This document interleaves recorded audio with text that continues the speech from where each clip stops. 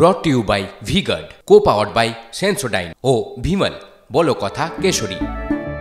Associate sponsor UltraTech cement.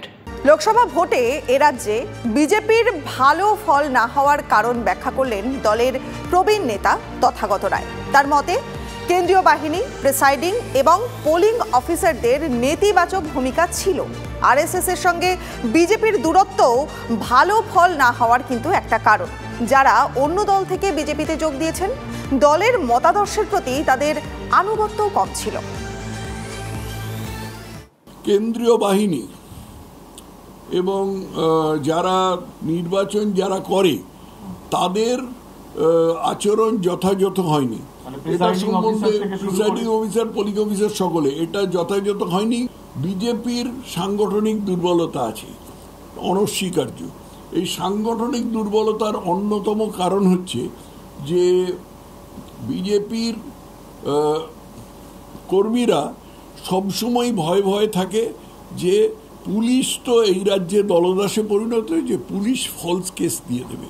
বিজেপির আভ্যন্তরীণ সমস্যা যেগুলো আছে তার মধ্যে একটা বহুদিন ধরে বিজেপির একটা পরম্পরা আছে, যেটা বিজেপি কর্মীদের পার্টির প্রতি আনুগত্য কম, মানুষের প্রতি আনুগত্য বেশি।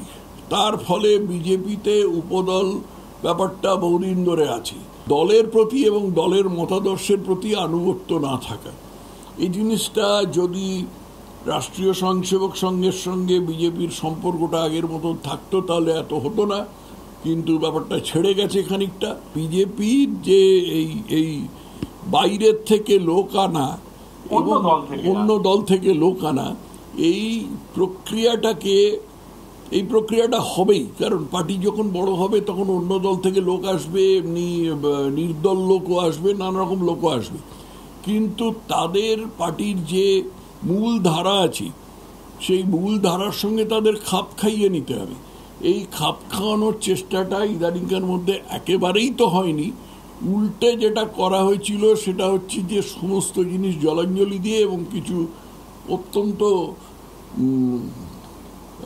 অবাঞ্ছিত কারণে সেই সমস্ত লোকেদের অতিরিক্ত গুরুত্ব দেওয়া হয়েছিল, যার ফলে বিজেপি পিছিয়ে গেছে।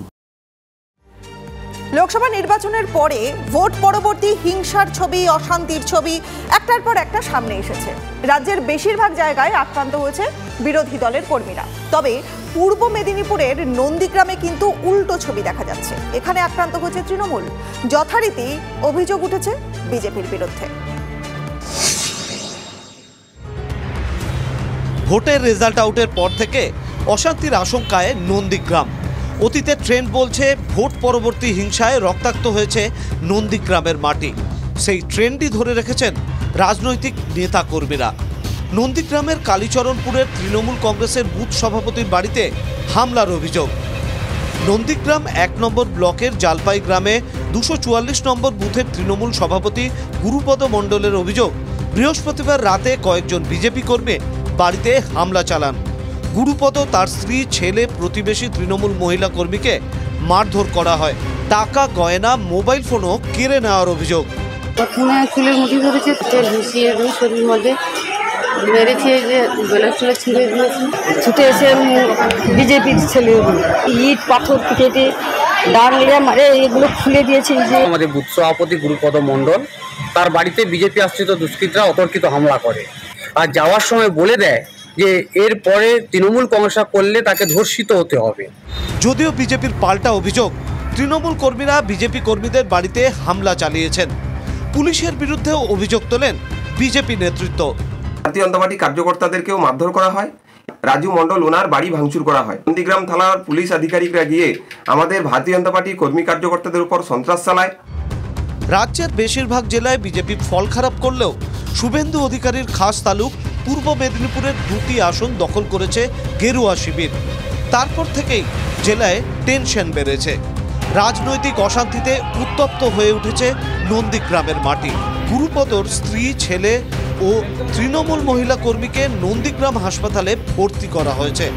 অভিযোগ পেয়ে তদন্ত শুরু করেছে নন্দীগ্রাম থানার পুলিশ। পূর্ব মেদিনীপুর থেকে কনিষ্ক মাইতির report, TV9 Bangla. Brought to you by V-Guard, co-powered by Sensodyne ও ভিমল বলো কথা Keshari. Associate sponsor UltraTech cement.